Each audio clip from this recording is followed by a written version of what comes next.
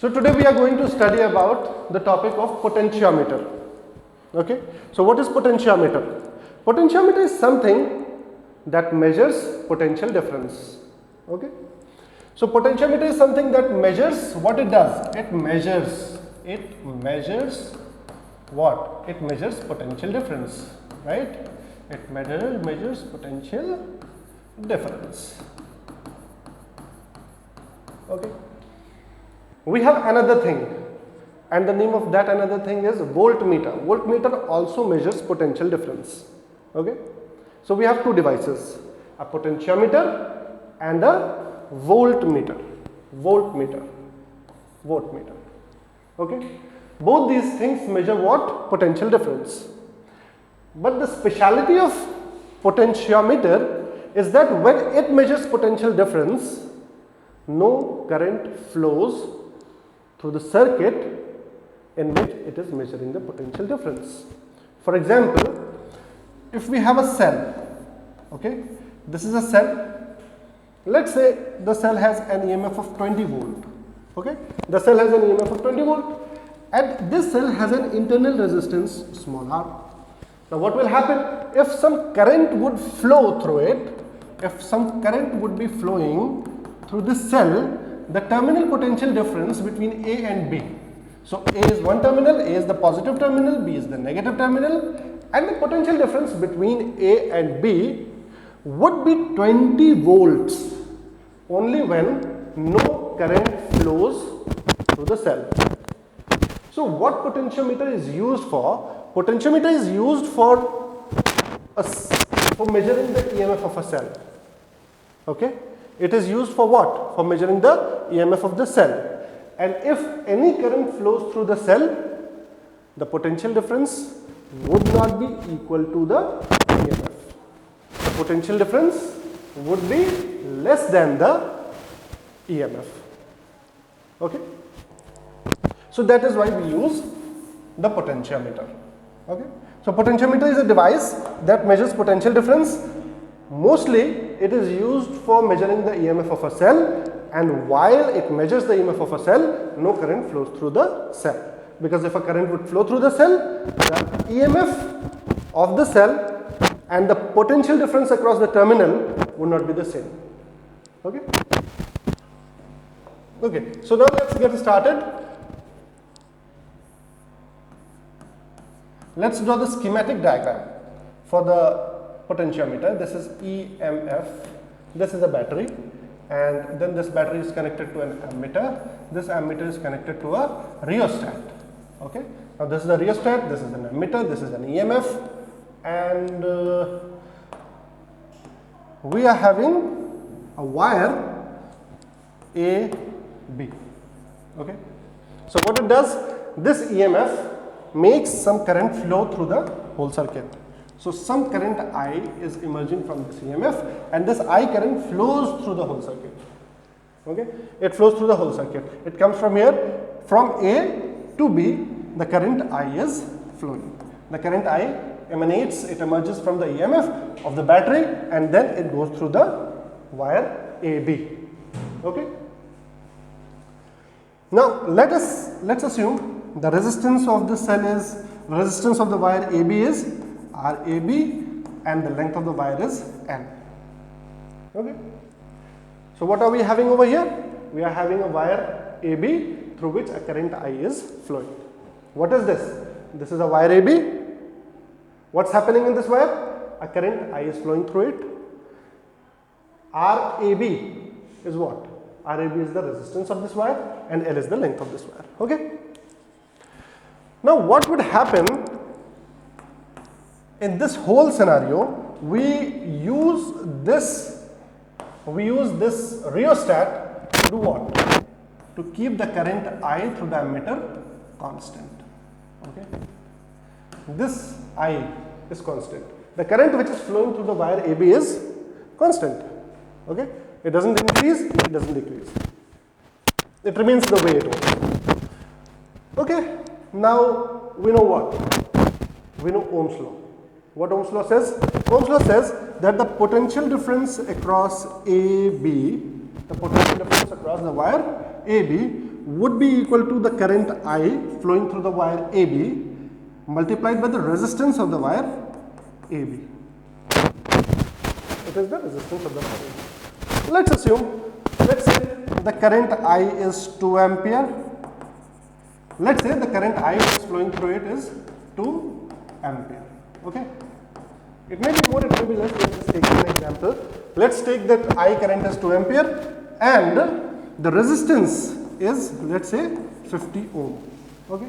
So what is going to be the potential difference across the point AB? The potential difference is going to be 100 volts. Okay.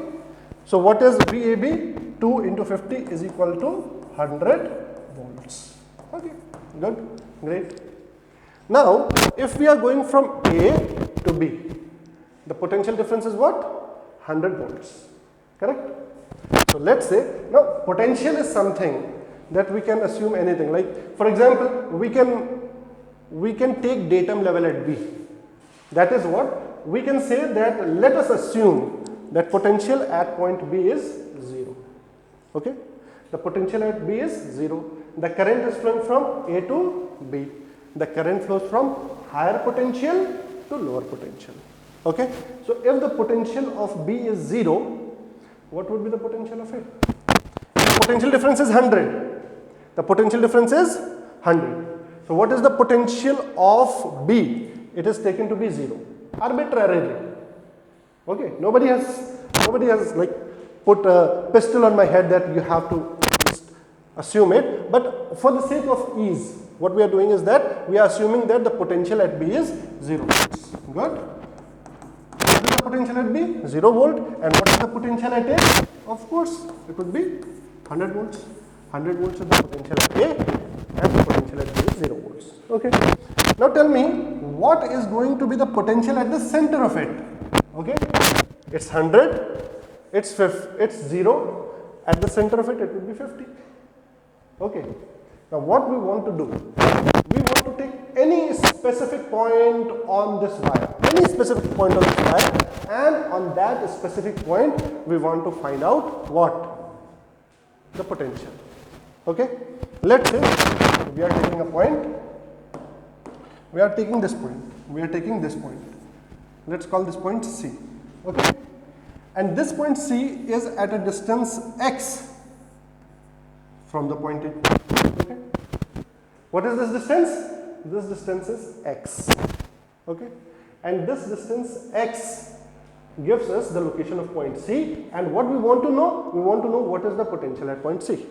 Okay. How can we do that? It's an easy thing. Let's do one thing. Let's say the potential difference across AB, VAB equals 100 volt, right? The potential difference between A and B is 100 volts. Let's divide it by the length L. Okay. Let's say L is, let's suppose L is equal to 5 meters. Let's say the length of this wire is 5 meters. Let us assume. So if we divide it by 5, VAB over 5, what we are doing? We are going to get 20 volt per meter.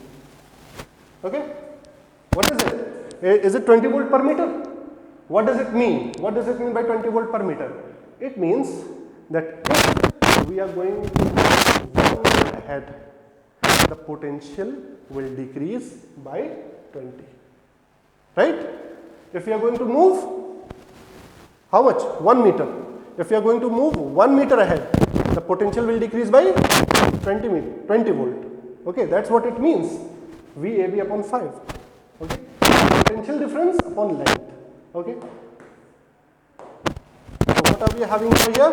It is VAB, the potential difference across AB over length. This is called potential drop per unit length. What is it? Potential drop per unit length. Drop per unit length, right? Okay. We give it a name, lambda. We call it lambda. Okay. And what does lambda mean? Lambda means potential gradient, okay. So what is the potential gradient over here? What is the potential gradient over here? 20. What is the potential gradient over here? 20. So what does it mean? It means if we are moving ahead 1 meter, the potential drop would be that of 20 volts. Okay. So if we are going to move x meter, how much we are going to move? X meter. The potential drop would be how much? Lambda into x. Okay. It's easy, na? If we are going to move 1 meter, the potential drop would be 20. If we are going to move 2 meters, the potential drop would be 40. If we are going to move 3 meters, the potential drop would be 60. Okay. And if you are going to move x meters, the potential drop would be lambda x, 20x. Okay. What is lambda? Lambda is potential gradient. Lambda is potential gradient. Okay. Okay. Now what we do? How do we calculate lambda? Lambda is what? Lambda is potential difference across AB divided by length. Okay.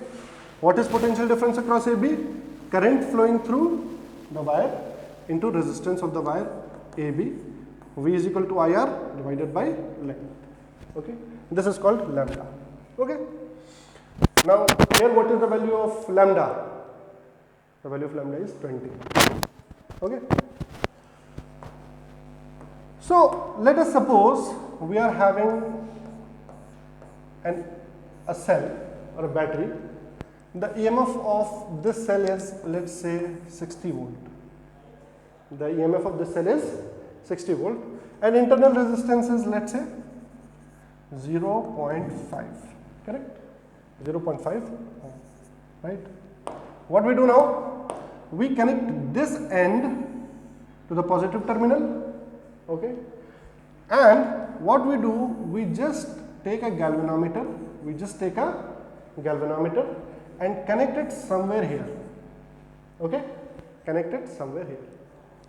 Let's say this point is D and this distance is 3 meters. What is this distance? 3 meters. What would be the potential difference between A and D? Okay. What would be the potential difference between A and D? Potential difference between A and D would be equal to lambda into 3, right? Lambda into 3. So lambda into 3, what is the value of lambda? 20. What is the value of lambda? 20. So that would be 20 into 3, that would make 60 volts. So the potential difference between A and D is 60 volt. And what is the potential difference between point P and point Q? 60 volts. Okay. So if we are going to connect it through a galvanometer, there is no potential difference between point P and point D. And since there is no potential difference, no current would be flowing. Okay. So the point D would be known as the null point. Got it? Point D is known as the null point. Why? Because if we are going to connect at point D, there would be no deflection in the galvanometer. The galvanometer would be showing no current at all. Why it wouldn't be showing any current? Because the potential difference between Q and P would be the same as that between A and D. Okay?